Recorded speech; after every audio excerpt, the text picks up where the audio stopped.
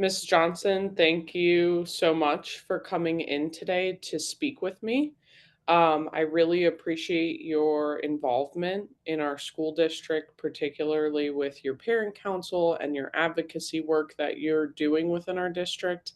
I do notice that Troy is here with a referral, and I wanted to not only address your concerns with Troy's experience at our school, but also your concerns from your advocacy work. Um, I would like to first start, or at least I would first start by hearing from Troy with why he did not He did feel not. comfortable moving his seat. So, yeah, well, I came in here to talk about the advocacy group and then see my son in the office, and I'm just terribly concerned because I think there's an issue with his math teacher, with Mr. White. Um, and I don't know why he's in the office, but I'm sure it's something frivolous again because he will come home and say to us that Mr. White picks on him. He could drop a pencil and Mr. White will yell at him. Somebody across the room drops a pencil, he doesn't say anything. And sadly, I think this is a case of discrimination. I just feel like that not only the school but this whole district has a problem with minorities. So that being said, what can you tell me why he's here? What's the issue now? And I don't want him sitting here in the office, missing instructional time. I hope that he has something productive, and I hope that he will be sent back to the classroom ASAP. Um, and looking into the future, I just think he should be out of that classroom. Having a different math teacher, I think, would solve all these problems with Mr. White. Thank you for your concerns. I think the first step here is to actually speak with Troy and get his side of what happened. And I want to ensure you that I will also be speaking with his math teacher to gather information from their side of the story. And I want you to know that we are going to be investigating this further. Um, for right now, um, I would like to speak about your concerns within the district. And we can revisit Troy's referral today at another time. You Um, don't know why he was sent down to the office. You have no idea. um, again, I would need to speak with Troy first. I mean, it's kind of hard in this setting. Like I said, I would speak to Troy and then continue this conversation with the parent and let the parent know what Troy actually said as far as why he didn't feel comfortable moving his seat. I do understand that this could be a broader issue than just moving a seat. Um, So there what's the moving the seat thing? Like, is that why he's in the office? Troy did not feel comfortable with his new seat that was being given to him in math class, and he refused to move to that seat. So again, I feel as though this could be a broader issue than just simply, the moving of the seat. There could be some implications with what Troy associates with that new seat. And so I do want you to know that this is going to be a bigger conversation that we have. Of Um, course, did Mr. White move everybody's seat or was it just Troy's? at this time, I am not sure. He was just sent down. So I would need to talk to both sides to gather that information for you. Because Um, of course he would not want to move his seat because he feels like Mr. White picks on him all the time. It's like, right.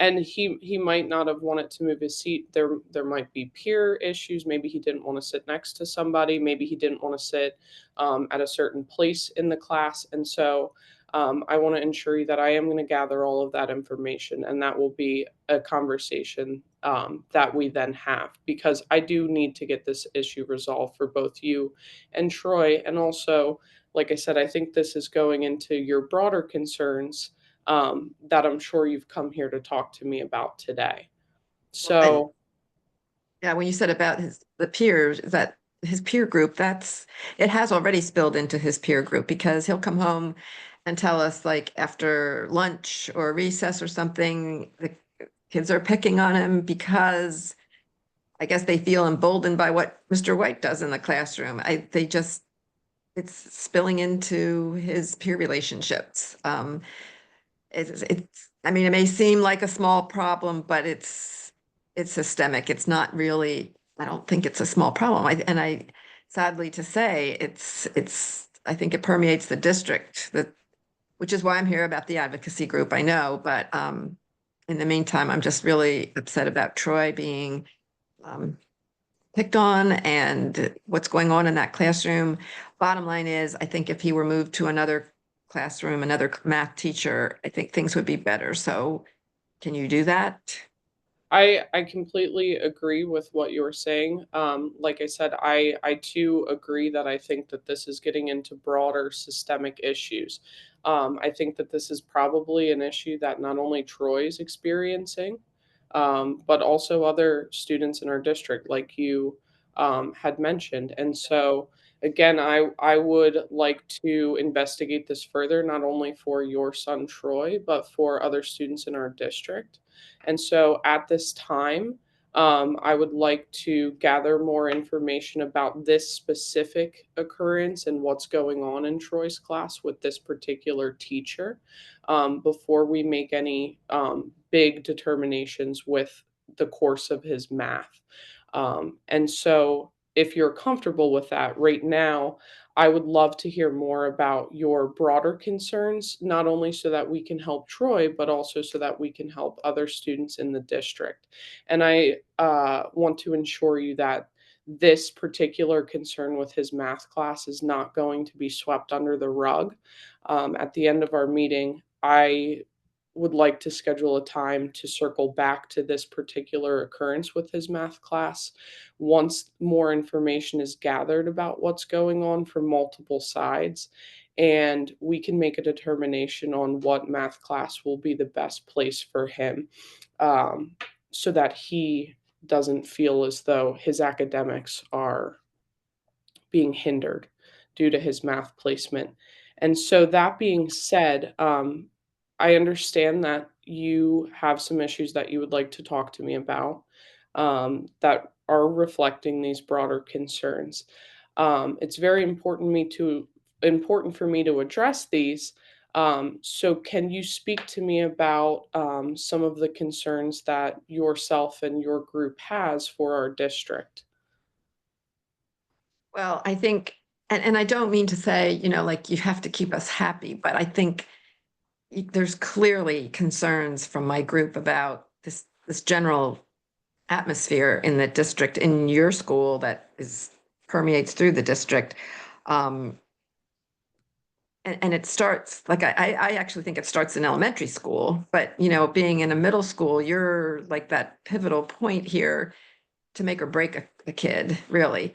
And as the advocacy group meets, we're just really concerned that a disproportionately large number of minority students are being suspended. I mean, if you look at the data there, and that shouldn't be happening.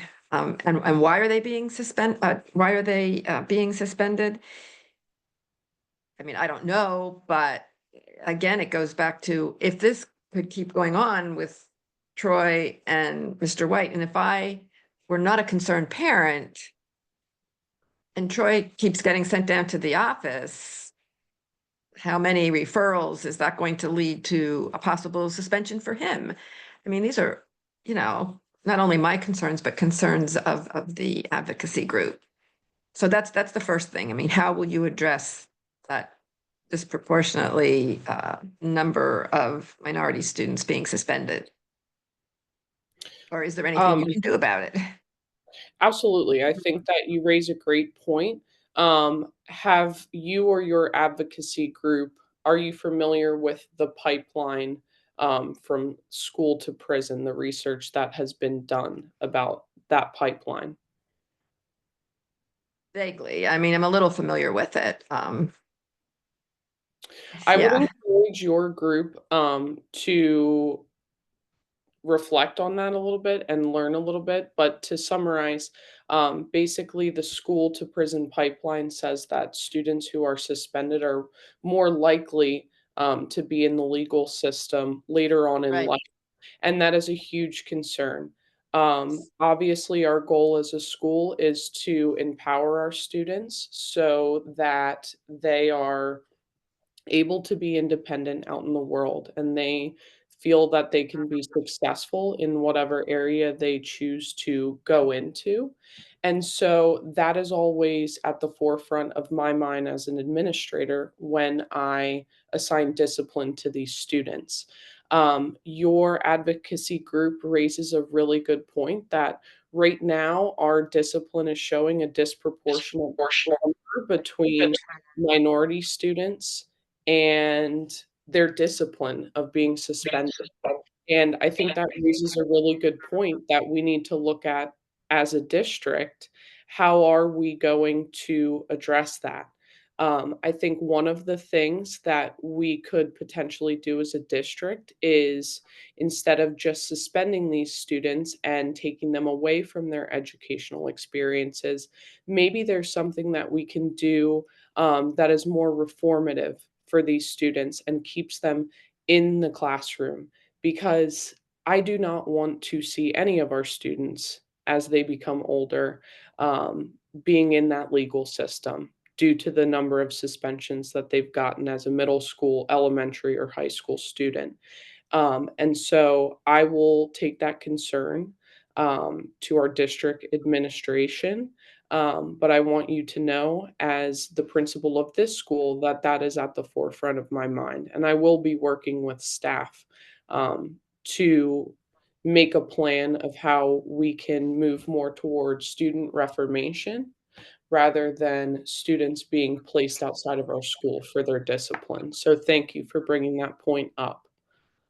Right. Well, that's exactly the point of this too, is that Troy's sitting in the office because of a referral.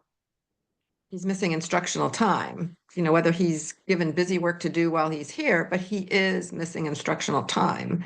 So that kind of all segues into, as you said, the the fact that minority students are being suspended.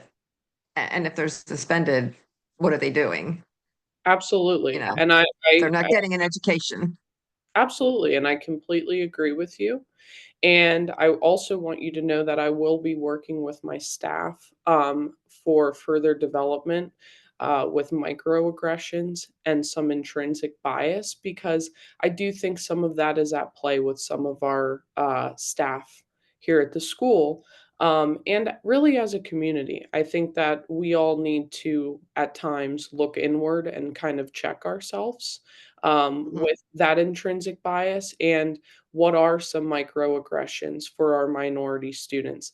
Like I mentioned, Troy might not have felt comfortable moving his seat because of the placement of his seat.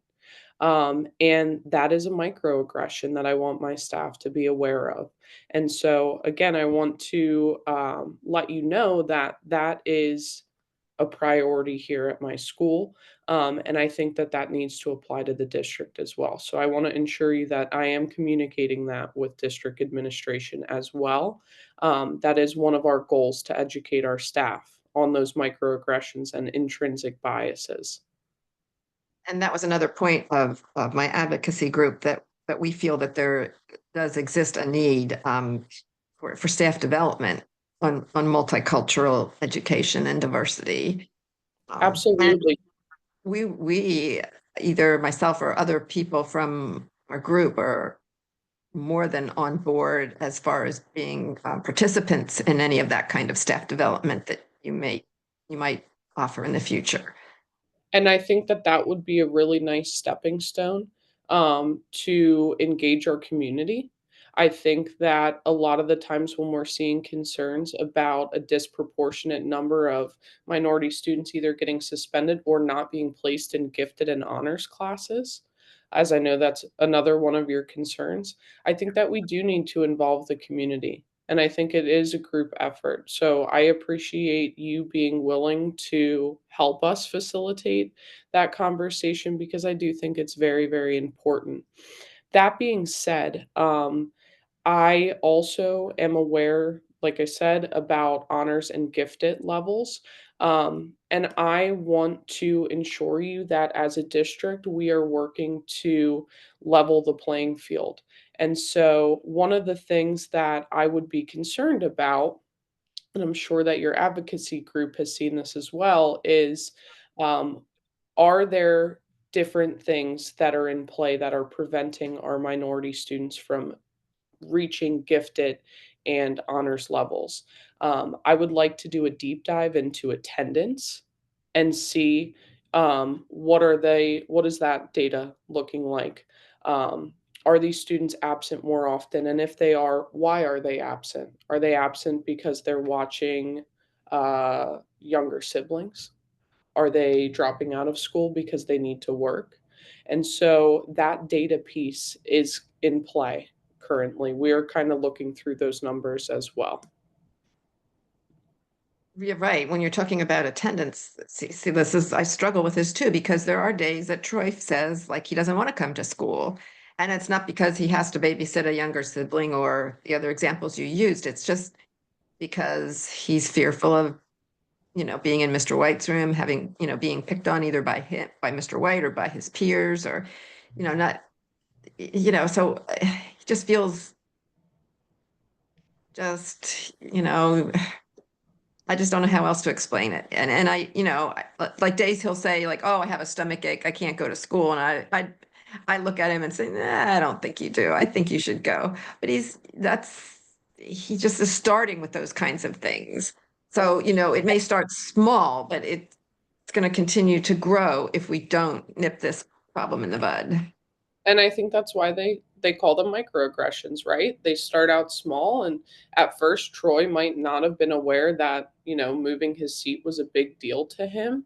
But over time, with these microaggressions building up, you're right, it is a big deal, and he doesn't want to go to school, and that is not what we want at our district. So again, I think from the top down, we need to determine, what are some microaggressions for our minority students and how can we kind of curb that, so that we do not have students like Troy that don't want to come to school. Our goal is for all students to feel welcome here, supported here, and like they belong here. It is very discouraging to hear that Troy at times does not want to come to school, but I think conversations like the one you and I are having today are important because I don't think Troy's the only one in this problem. I think it's a broad range of students. And so I appreciate you coming in and having this conversation with me. I think it's important to maintain this open dialogue. Like I said, I will be circling back with you to talk specifically about what happened with Troy today. And I want to ensure you that it is my goal to get Troy back in his classes, and that Troy feels like he is safe and it's comfortable to come here at school and that he belongs.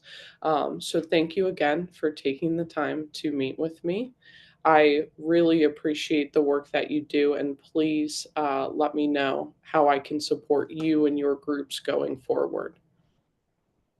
Okay, and thank you for your time too. I just one more quick thing is that, but it's still on the table about giving him a different math teacher. Am I correct about that? It is still on the table. I would Okay. just ask for a bit of patience as I investigate this situation further because I do want to make sure that I'm making the right choice for Troy and his education. And I think you would agree with that as well.